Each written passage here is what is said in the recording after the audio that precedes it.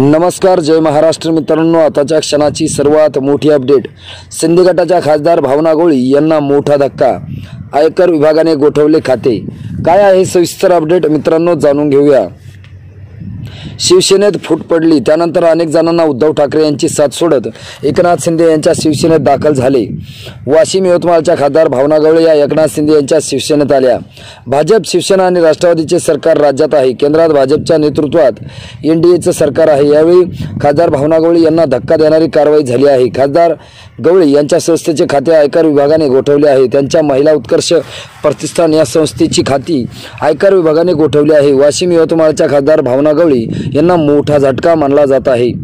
आयकर विभागाचे 29 डिसेंबर रोजी भावना गवळी यांना नोटीस दिली होती।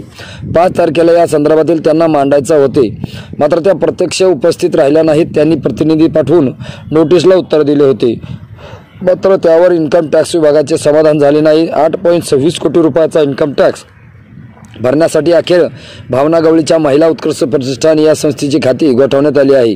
महिला उत्कर्ष प्रतिष्ठान या संस्थेचे 24 कोटी रुपयाचा अफरातफर आणि त्यातून 7 कोटी रुपयाची चोरी अशी तक्रार 12 मे 2020 रोजी त्यांनी रिसोड पोलीस स्टेशनला दिली होती।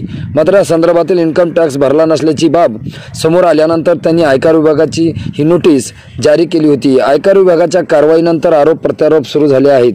भावना गवळी या शिंदे गटाच्या खासदार आहेत, त्यांच्यावर आयकर विभागाची कारवाई झाल्यामुळे त्यांना पुन्हा उमेदवारी मिळेल का याबाबत शंका आहे। दरम्यान या प्रकरणात पोहरादेवी धर्मपीठाचे महंत सुनील महाराज यांची प्रतिक्रिया आली आहे। त्यांनी भाजपवर टीका करत म्हटले आहे की आगामी लोकसभेसाठी उमेदवार म्हणून भाजपला भावना गवळी नको आहेत, त्यामुळे त्यांच्यावर कारवाई करण्यात आली आहे।